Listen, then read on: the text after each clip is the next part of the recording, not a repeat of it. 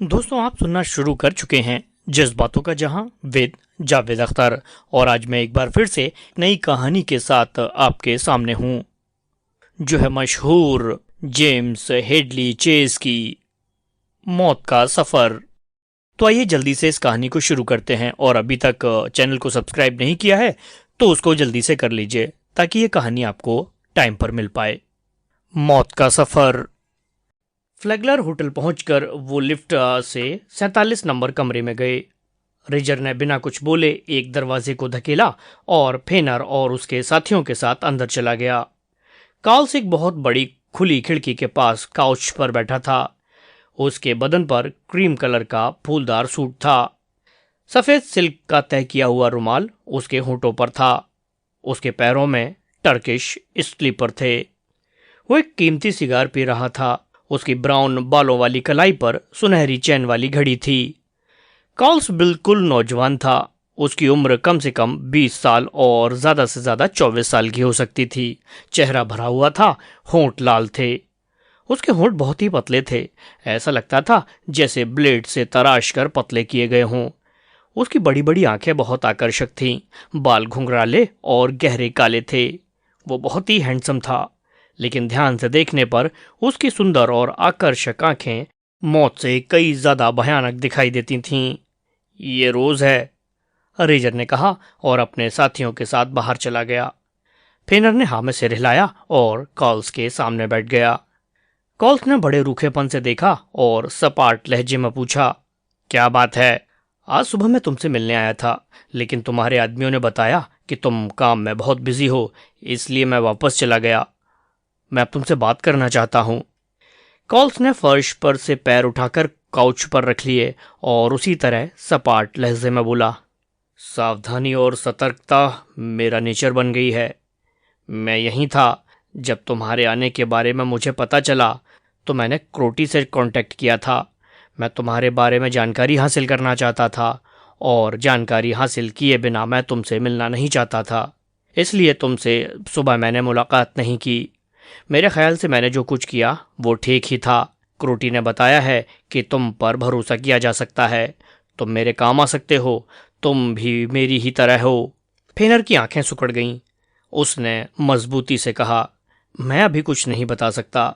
मुझे अभी गहराई से सोचने दो।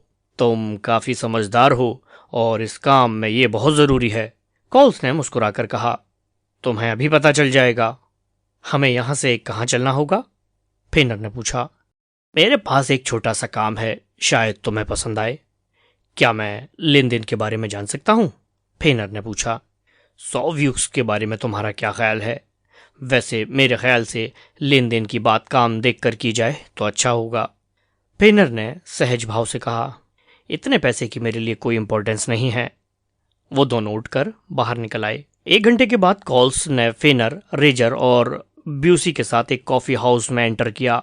रेजर और फेनर को एक दूसरे से नफरत थी। दोनों इस बात को पूरी तरीके से जानते थे। रेजर कॉल्स के साथ चल रहा था और फेनर और ब्यूसी उन दोनों के पीछे थे। वो एक छोटे से गलियारे में पहुंचकर सीढ़ियों पर चढ़ते हुए ऊपर पहुंच गए। सीढ़ियों के छोर पर एक दरवाजा था।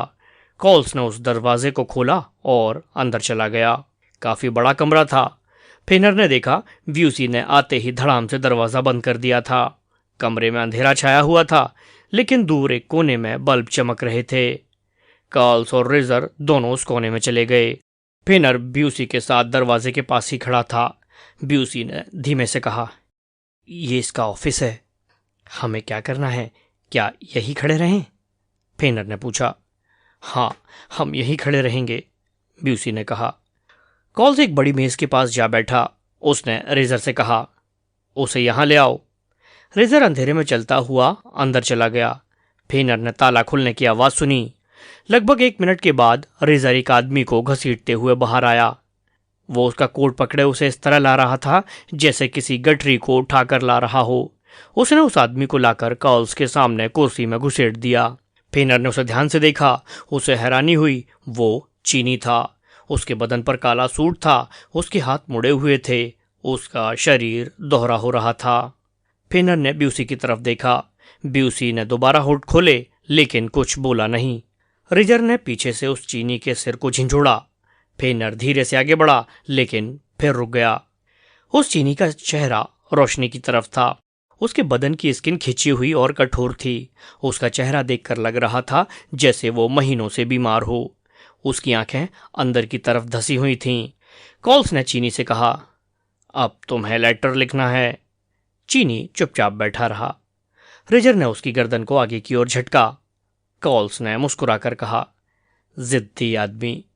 फिर उसने दराज खोलकर कोई चीज बाहर निकालकर मेज पर रख दी और फिर रिजर से बोला, रिजर, इसके हाथ मेज पर रखो। रिजर ने उसका हाथ पकड़कर खींचा। उसने अपने हाथ अपने कोट की आस्तीन में मोड़ रखे थे। फेनर ने देखा वो चीनी अपने हाथ कोट की आस्तीनों में से निकालना नहीं चाहता था, लेकिन रिजर उससे उलझ गया और फिर उसका दायां हाथ एक एक इंच करके बाहर आ गया। चीनी के चेहरे से पसीने की बूंदें टपकने लगीं और उसके होंठों से दर्द भरी धीमी धीमी कराह निकलने लगीं। फेनर ने कहा, ये तो जीता जागता नर्क है। ब्यूसी ने उसकी तरफ घूमकर देखा, लेकिन बोला नहीं। रिजर ने पंजे जैसी एक चीज हाथ में उठा ली। उसका चेहरा कठोर हो गया। उसने उस पंजे से चीनी की उंगलियां दबाई। चीनी की उंगलियों से खून बहने लगा। कॉल्स ने दवात, कलम और एक पैड उस चीनी के सामने रखते हुए कहा, लिखो। लेकिन चीनी चुपचाप बैठा रहा। कॉल्स ने फेनर की ओर देखते हुए कहा, तुम इधर आओ रोज, मैं चाहता हूं कि तुम इसे देखो। मुझे तो यहीं से सब कुछ दिखाई दे रहा है, फेनर ने कहा। कॉल्स झुंझला गया। उसने वो चीज जो अपनी मेज की दराज से निकाली थी बड़ी लापरवाही से उस चीनी की एक उंगली में फिट कर दी। फेनर ने जल्दी से पीछे मुड़कर ब्यूसी की बांह पकड़ ली। मुझे बताओ कि ये सब क्या हो रहा है, वरना मैं जाकर उसे रोकता हूं। ब्यूसी का चेहरा पल भर के लिए हरे पनीर जैसा हो गया। उसने धीरे से कहा, इस बूढ़े चीनी की 3 लड़के हैं। कॉल्स चाहता है कि चीनी अपने लड़के उसे दे दे। इससे कॉल्स को $4000 की कमाई हो जाएगी। अचानक फेनर ने देखा चीनी लिखने लगा था। कॉल्स उठकर खड़ा हो गया था और चीनी के लिखे हुए हर लफ्ज को बड़े ध्यान से पढ़ता जा रहा था। लेटर समाप्त करने के बाद चीनी अपनी कुर्सी में पीछे की ओर गिर गया। कॉल्स ने अपने कोट की जेब में हाथ डाला और 25 पॉइंट का रिवॉल्वर निकालकर तेजी से चीनी की ओर आ गया। उसने पीछे से चीनी के सिर पर रिवॉल्वर की नाल टिकाई और ट्रिगर दबा दिया। रिवॉल्वर की गोली की आवाज शांत कमरे में गूंज उठी। कॉल्स ने अपना रिवॉल्वर कोट की जेब में रखा और अपनी कुर्सी पर आ बैठा। उसने लेटर उठाकर मोड़ा और अपने कोट की भीतरी जेब में रख लिया। नाइटिंगेल से कहो कि इसका पीछा छोड़ दे, कॉल्स ने रिजर से कहा और फिर उठकर फेनर के पास आ गया। उसने फेनर की तरफ एक नजर डालते हुए कहा, क्या तुम्हें मेरा ये तरीका पसंद है? फेनर ने धीमे से कहा, हो सकता है इसकी कोई वजह हो, लेकिन ठीक है, मेरे ख्याल से ये कोई छोटा मोटा मामला है। कॉल्स हंस पड़ा, फिर बोला, चलो ऊपर की मंजिल पर चलें। इस बारे में मैं तुम्हें वहीं चलकर बताऊंगा। कॉफी की यह दुकान काफी हवादार थी। वो दोनों एक कोने की मेज पर आमने सामने जा बैठे। रिजर और ब्यूसी चले गए थे। कॉल्स ने एक सिगरेट निकालकर सुलगाई। तंबाकू का धुआं पीले और ब्राउन रंग का था। कुछ देर के बाद आकर्षक आंखों वाली एक सुंदर लड़की कॉफी के 2 छोटे छोटे प्याले रखकर चली गई। उसके जाने के बाद कॉल्स ने कहा, अब तुम भी इस खेल में शामिल हो गए हो। अगर तुम्हें यह पसंद ना हो तो साफ बताओ। अगर तुम्हें पसंद ना हो तो मैं तुम्हें रोकूंगा नहीं, और अगर तुम्हें पसंद हो, तुम मेरे साथ आगे बढ़ना चाहते हो, तो मैं तुम्हें बता दूंगा कि ऐसा क्यों हुआ। तुम जान जाओगे कि काम किस तरह किया जाता है। क्या तुम रुकोगे? फेनर ने हाँ में सिर हिलाते हुए कहा, मैं तुम्हारे साथ काम करने के लिए तैयार हूं। जो भी आदमी कुछ बनना चाहेगा मेरे काम को पसंद करेगा, कॉल्स ने कहा। हड़बड़ाहट में कोई फैसला मत करो। तुम इस बारे में फिक्र क्यों करते हो? अगर मैं इसे पसंद नहीं करूंगा तो ये मेरी मौत होगी। कॉल्स ने कॉफी सिप की और इधर उधर नजरें दौड़ाकर रहस्यपूर्ण आवाज में बोला, पश्चिमी समुद्री तट पर चीनी मजदूरों की भारी मांग है, क्योंकि वो बहुत सस्ते मिल जाते हैं। अधिकारियों का ख्याल है कि चिंक काम करना नहीं चाहते, लेकिन वो इन्हें छोड़ना भी नहीं चाहते। मजदूरों को हासिल करने का ये एक टेढ़ा रास्ता है। इस आदमी से मैंने इसके लड़कों को मांगा था। मजदूर जुटाने का मेरा अपना रास्ता है। मैंने उन लड़कों को पा लिया। ओह, तुम्हारा काम है कि तुम उन्हें स्मगल करते हो, फेनर ने सिर हिलाते हुए कहा। बहुत ही आसान काम है। समुद्र तट पर सैकड़ों ऐसी जगह हैं जहां से मैं इन मजदूरों को पा लेता हूँ। समुद्र तट के गार्ड मेरे काम में कोई रुकावट नहीं डालते। कभी कभी मुझे नाकामयाबी का भी मुंह देखना पड़ता है। फेनर ने कहा, ठीक है, इस लाइन में कोई झमेला नहीं है। तुमने अभी इस बारे में सीरियसली सोचा नहीं है? चिंक बहुत ही दुष्ट होते हैं। हवाना में एक आदमी के साथ मेरी मुलाकात हुई थी। वो खाड़ी के पार चिंकों की स्मगलिंग किया करता था। इसी धंधे में उसने अंधाधुंध रुपया कमाया था। ये चिंक काफ़ी महंगे होते हैं। एक चिंक के बदले में 500 से $1000 तक मिल जाते हैं। हम एक बार में 12 चिंक भेजते हैं। नाव पर सवार होते ही मेरी प्रॉपर्टी बन जाते हैं और मैं उन्हें पश्चिमी तट पर भेज देता हूँ। एक चिंक को भेजने में ही 500 व्यूज मिल जाते हैं। इसका मतलब है पहले तुम चिंक खरीदते हो और फिर भेज देते हो, फेनर ने कहा। यह काम मुझे खेल जैसा लगता है। मैंने इस हफ्ते 50 चिंक जहाज पर चढ़ाए हैं। हर चिंक पर मुझे 30 ग्रांड खर्च करने पड़ते हैं। लेकिन क्या ये उस नरक में जाकर ये चिंक चीखते चिल्लाते नहीं हैं? ये कैसे चीख चिल्ला सकते हैं? इन्हें वहां किसी तरह का कोई भी अधिकार हासिल नहीं होता। इन्हें कैदियों जैसी जिंदगी बितानी पड़ती है। उन्हें केवल खाना मिलता है। पश्चिमी तट पर तुम इन्हें हर कहीं काम करते पाओगे। धोबी का काम, रेस्टोरेंट और लॉन्ड्री में हर जगह तुम्हें ये चिंक काम करते हुए दिखाई देंगे। उस बूढ़े चीनी से लेटर लिखवा कर तुम क्या चाहते हो? कॉल्स ने हंसते हुए कहा। सब कुछ। फेनर को हंसी आ गई। उसने अपनी हंसी को रोककर पूछा, तुम्हारी उम्र क्या होगी?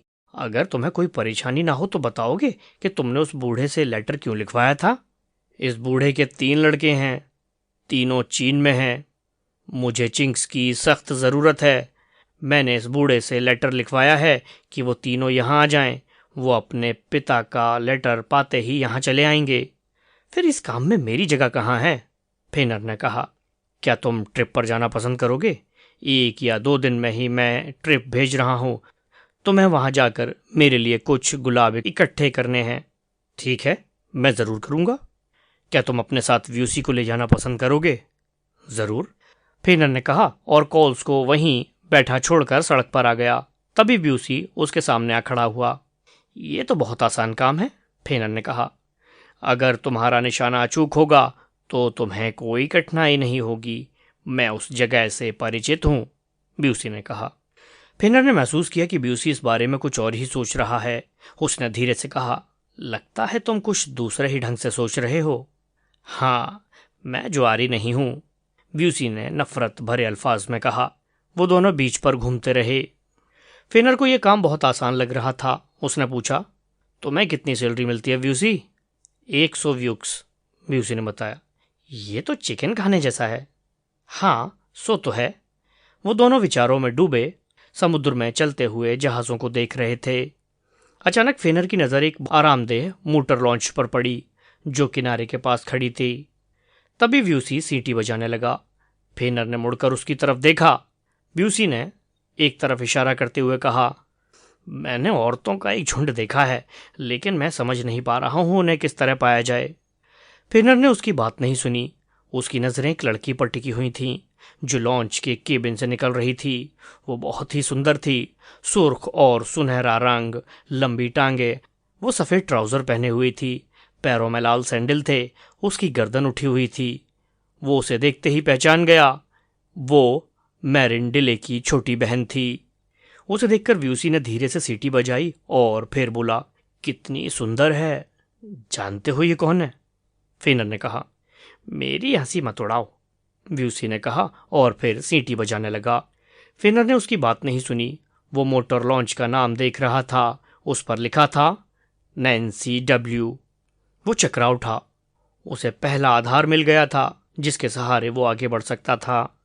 फेनर ब्यूसी को लेकर एक बार में चला गया। जब बारमैन ऑर्डर लेने आया तो उसने पूछा, वहां बाहर एक भरी हुई मोटर लॉन्च खड़ी है? बारमैन ने बाहर की ओर देखकर कहा, हाँ। और उसने पूछा, आपको क्या चाहिए? फेनर ने उसे 2 जिन का ऑर्डर दिया।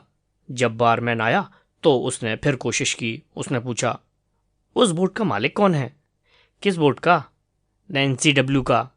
उसका मालिक थेलर है। थेलर? वो क्या करता है? मेरा ख्याल है रहस्यपूर्ण है, लेकिन अमीर बहुत है। क्या वो यहीं रहता है? हाँ, जिसके पास इतनी सुंदर मोटर लॉन्च हो और कहाँ रहेगा? वो लेडी कौन थी? फेनर ने जिन का आधा गिलास खाली करके पूछा। मेरा ख्याल है कि मालिक ने उसके साथ कॉन्ट्रैक्ट कर रखा है, फ्यूसी ने कहा।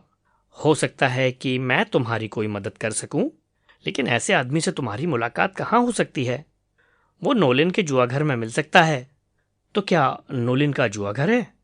फेनर ने हैरानी से कहा। हाँ। फेनर ने अपने गिलास खाली करके मेज पर रख दिया और ब्यूसी की बाह में बाह डालकर उसे धूप में ले आया। नोलिन का जुआघर जर्नेस्ट हेमिंगवे के घर के पास ओलिविया और व्हाइट हैट के कोने पर था। फेनर हेमिंगवे के मकान को देखने के लिए कुछ देर रुका और फिर जुआ घर की तरफ चल दिया। शाम काफी गर्म थी।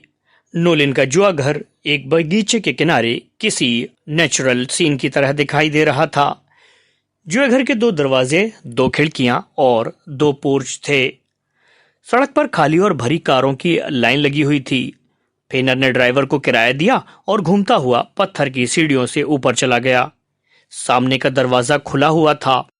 जुआघर की लॉबी बहुत ही सुंदर थी और रोशनी से जगमगा रही थी। 2 आदमी दरवाजे पर खड़े थे। उन्होंने कड़ी नजरों से फेनर को देखा। वो नोलिन के इशारे पर किसी को भी उठाकर पटक सकते थे। लॉबी पार करके फेनर एक बड़े कमरे में पहुंचा, जहां 2 मेजें लगी हुई थीं। उसने चारों तरफ इस उम्मीद से चक्कर लगाया कि शायद मोटर लॉन्च वाली लड़की दिखाई पड़ जाए। उसे उस कमरे में आए भी 5 मिनट से ज्यादा नहीं हुए थे कि शाम की पोशाक पहने एक कवना उसके पास आया। मिस्टर रोज, कवने ने उसकी तरफ देखते हुए कहा, क्या आप एक पल के लिए ऑफिस में आएंगे? मैं यहां अपना मन बहलाने आया हूं। मुझे तुम्हारे ऑफिस से क्या सरोकार? फेनर ने मुस्कुराकर जवाब दिया। तभी दरवाजे के पास खड़े दोनों आदमी अचानक ही उसके पास आकर खड़े हो गए। उन्होंने मुस्कुराकर फेनर की ओर देखा, लेकिन उनकी मुस्कुराहट उनकी आंखों तक नहीं पहुंची। कवने ने बड़ी नरमी से कहा, तुम्हारे लिए यही बेहतर होगा कि तुम मेरे साथ चलो। फेनर उसके साथ चल दिया। उस कमरे को पार करके वो लॉबी के पास वाले कमरे में चले गए। नोलिन उस कमरे में इधर उधर चक्कर काट रहा था। उसका सिर उसकी छाती की तरफ झुका हुआ था। उसके होंठों में सिगार दबा हुआ था। फेनर को देखते ही वो मुड़कर उसकी तरफ देखने लगा। कवने ने दरवाजा बंद कर दिया। वो दोनों आदमी दरवाजे के बाहर ही रह गए। फेनर ने देखा, इस वक्त नोलिन साफ सुथरा दिखाई दे रहा था। उसके बदन पर एक अच्छा सूट था। तुम यहां क्या कर रहे हो? नोलिन ने पूछा। ये तो आम पब्लिक के लिए है, फिर तुम्हें क्या परेशानी हो रही है? फेनर ने रूखी आवाज में कहा। हम कॉल्स के आदमी को यहां आने नहीं देते। फेनर को हंसी आ गई। वो आगे बढ़कर बाजुओं वाली कुर्सी पर जा बैठा और बोला, मुझे उल्लू मत बनाओ। नोलिन कुछ देर चुपचाप खड़ा रहा। फिर उसने कहा, तुम्हारे लिए यही अच्छा रहेगा कि तुम यहां से चले जाओ। फेनर ने अपने हाथ हिलाकर कहा, इस बंदर को बाहर भेज दो, मैं तुमसे कुछ बात करना चाहता हूं। नोलिन पहले तो हिचकिचाया, फिर उसने इशारा किया। कवना कमरे से बाहर चला गया। क्या तुम कोल्स के साथ किसी काम पर नहीं जा रहे? नोलिन ने कहा और अपनी टांग हिलाते हुए बोला, तुम अपने आप को बहुत अक्लमंद समझते हो। फेनर ने गंभीरता से कहा, मुझे नहीं मालूम, मैं इस शहर में अकेला हूं। अगर मेरा बस चले तो इस पूरे शहर को गोलियों से उड़ा दूं। मैं तुम्हें चाहता हूं, मैं कॉल्स को नहीं चाहता। मुझे उसका काम करने का तरीका पसंद नहीं है। नोलिन ने हंसते हुए कहा, तुम बहुत दुष्ट हो। कॉल्स को तुमसे बहुत उम्मीदें हैं, लेकिन रोज मैं तुम्हारा भरोसा नहीं करता। तुम भी दुष्ट हो। फेनर ने उसकी बात अनसुनी करते हुए बड़ी नरमी से पूछा, नोलिन, ये थिलर कौन है? थिलर? उससे तुम्हें क्या काम? नोलिन की आंखें गुस्से से जल उठीं और बाहर की तरफ निकल आईं और बाहर निकल गया। फेनर भी उसके पीछे पीछे चलता हुआ मेन हॉल में आ गया। उसने रिक्वेस्ट भरे अंदाज में कहा, उसे मुझे दिखा दो, मैं उससे मिलना चाहता हूं। नोलिन ने पहले दाईं बाएं नजर डाली, फिर सामने की तरफ देखकर बोला, वो तीसरी मेज पर खेल रहा है। उसकी बगल में एक लड़की बैठी है।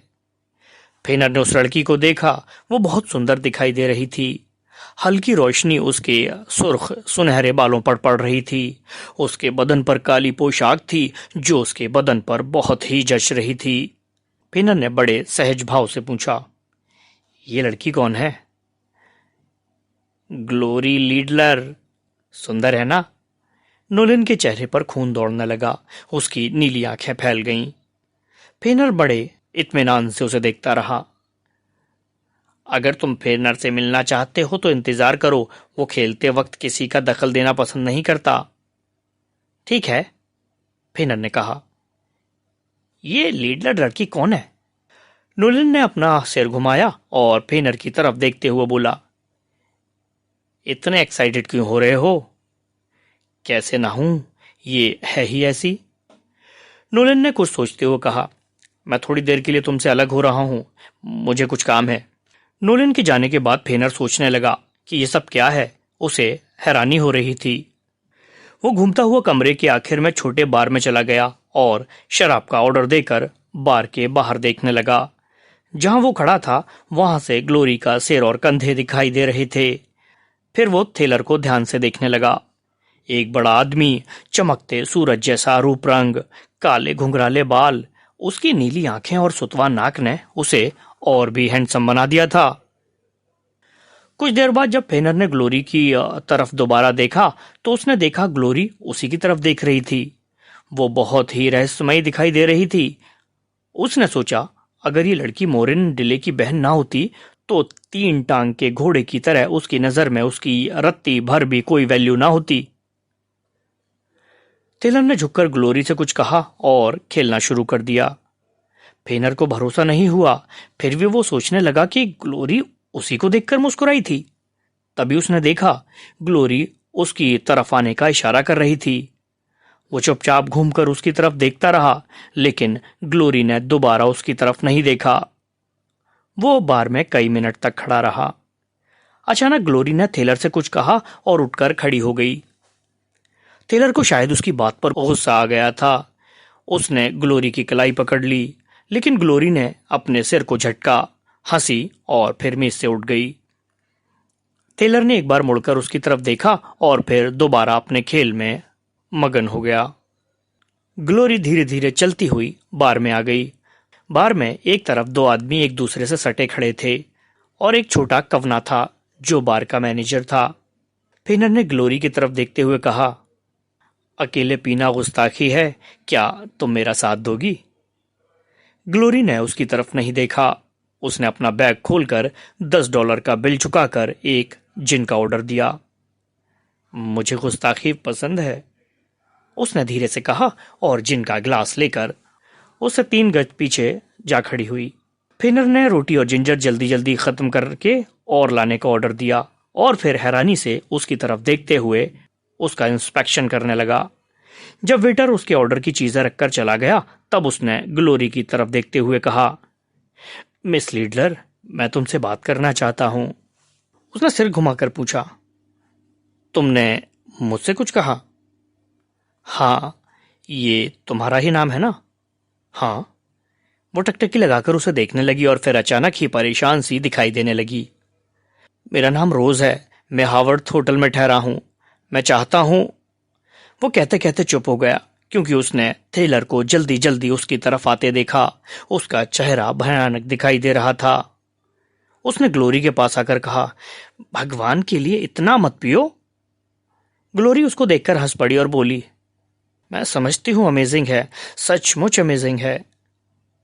टेलर ने कड़ी नजर से फेनर की तरफ देखते हुए कहा, इसे छोड़ो ग्लोरी, ये बहुत सुंदर है, इसकी बाहें देखो, उसकी गर्दन का साइज देखो। ग्लोरी बड़बड़ाती हुई बोली। पेनर ने रुमाल निकालकर अपने हाथ साफ किए और शराब का गिलास खाली कर दिया। कवना मैनेजर उसकी चौकसी कर रहा था। उसके चेहरे पर अधिकारियों जैसी शीतलता थी। टेलर ने गुस्से से कहा, तुम्हें इसकी बाहों और गर्दन से क्या मतलब है? इसने मुझे पीने के लिए बोला, इसने मुझसे कहा था अकेले पीना गुस्ताखी है।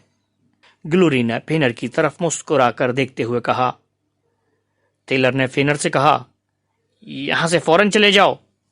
ग्लोरी उसे रोकते हुए बोली, ऐसे प्यारे आदमी के साथ बात करने का ये कौन सा तरीका है? तुम उसे दोस्त बनाने की बजाय दुश्मन बना रहे हो। फेनर ने थेलर की तरफ देखते हुए कहा, ए लड़के, अपनी तरफ देखो। तुम जितने छोटे हो उतनी ही बड़ी बात करते हो। थेलर उसकी तरफ बढ़ा, लेकिन कवना मैनेजर जल्दी से उन दोनों के बीच आ गया। उसने थेलर से कुछ कहा। थेलर ने मैनेजर की तरफ देखा और ग्लोरी की कलाई पकड़कर कमरे से बाहर हो गया। फेनर ने मैनेजर से कहा, अच्छी लड़की थी। मैनेजर ने कहा, बेहतर यही होगा कि तुम यहां से चले जाओ। फेनर कुछ सोचता हुआ खड़ा रहा। उसने उंगलियां मरोड़ी, फिर छोड़ दी। वो लॉबी से होता हुआ बाहर आ गया।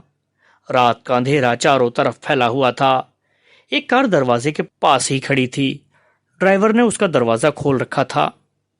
फेनर ने कहा, वाटर फ्रंट, और तेजी से उछलकर गाड़ी में जा बैठा। गाड़ी तेजी से चल पड़ी। थेलर बीच पर खड़ी अपनी मोटर लॉन्च नैन्सी डब्ल्यू में था। फेनर वहीं पहुंच गया। उसने लॉन्च के केबिन में तेज रोशनी देखी। उसने ड्राइवर को किराया दिया और गाड़ी से निकल आया। वो नफरत भरी नजरों से बीच पर खड़ी उस लॉन्च को देखने लगा और फिर तेजी से चलता हुआ केविन के पास पहुंच गया। केविन के शीशे वाले अधखुले दरवाजे से अंदर का सीन साफ दिखाई दे रहा था। ग्लोरी केबिन के बीचों बीच खड़ी थी और अपनी कलाई मरोड़ते हुए थेलर की ओर देख रही थी। ये ऐसा वक्त है जब हमें अपनी पावर का इस्तेमाल करना है, दरवाजे के पास खड़े थेलर ने कहा। उसके अल्फाज एकदम साफ थे, जो फेनर को साफ साफ सुनाई दे रहा था। ग्लोरी ने अपनी पीठ उसकी तरफ मोड़ते हुए कहा, मैं एक बार यहां से बाहर निकल जाऊं, फिर तुमसे कभी नहीं मिलूंगी। थेलर साइन बोर्ड की तरफ चला गया। उसने एक गिलास में स्कॉच ले ली और एक ही सांस में गिलास खाली करके हाथों को शराबी की तरह दिखाते हुए बोला, मैं तुम्हारे लिए घोर नरक बना हुआ हूं, मैं जानता हूं, लेकिन तुम यहां से बाहर नहीं जा सकती। मैं जो चाहूंगा वही होगा। ग्लोरी कमरे में चहलकदमी करने लगी। फेनर को लगा जैसे कोई जानवर पिंजरे में चक्कर काट रहा हो। मुझे तुम्हारे लिए अफसोस है, थेलर बोला। ग्लोरी ने चहलकदमी करते हुए कहा, तुम दोस्त हो, क्या तुम जानते हो तुम्हारे अफसोस का मेरे लिए क्या मतलब है? किसी के दुख की तुम्हारे लिए कोई वैल्यू नहीं। तुम्हें दूसरे का दुख दुख नहीं लगता। हाँ, ऐसा ही है। थेलर ने गिलास कसकर पकड़ रखा था। फेनर ने देखा हो कि उसकी उंगली सफेद पड़ गई थी। ग्लोरी अचानक हंसकर बोली, मैं अब यहां नहीं रहना चाहती। जानते हो क्यों? हाँ, जानता हूं। नहीं, तुम नहीं जानते, क्योंकि तुम अच्छे आदमी नहीं हो। तुम मेरे लिए कभी अच्छे आदमी साबित नहीं हुए। तुम कभी किसी के बारे में नहीं सोचते, तुम केवल अपने बारे में ही सोचते हो। टेलर ने सावधानी से अपना गिलास मेज पर रख दिया और ग्लोरी की तरफ बढ़ गया। उसने अपना हाथ उसके कंधे पर रख दिया। उसका चेहरा सफेद पड़ गया था। तुम जानती हो कि कितनी बदनामी होने वाली है? मैं तुमसे झूठ बोल रही हूँ हैरी। मैं अब और मजाक नहीं बन सकती। मैं एक बार तुम्हारा घमंड तोड़ डालना चाहती हूँ और जरूर तोड़ डालूंगी। टेलर ने अपना चेहरा झुका लिया। फेनर ने अपना हेड सिर पर पीछे की ओर धकेला और थोड़ा सा केबिन की तरफ बढ़ गया। टेलर ने दहाड़ कर कहा, मैं तुम्हें मार डालूंगा। ग्लोरी ने उसका गाल थपथपाते हुए कहा, तुम में किसी को मार डालने की हिम्मत नहीं है। तुम समझ से काम क्यों नहीं लेते? मैं तो तुम्हें खुली हवा में छोड़ रही हूं। ये तो खुशी की बात है, टेलर ने कहा और अपना गिलास फिर उठा लिया। अपने खून की तरह लाल बने रहो, वरना तुम्हें कोई गोली से उड़ा देगा, ग्लोरी ने कहा। और जैसे ही ग्लोरी ने दरवाजा खोला, थेनर ने गिलास उसके ऊपर फेंका। गिलास ग्लोरी से 1 गज दूर दीवार में जा लगा। फेनर केबिन की आसमानी रोशनी में खड़े उन दोनों को देखता रहा। फिर उसने अपने आप से कहा, इन्हें लड़ने दो, और फिर वो तेजी से अपने होटल की तरफ चल दिया।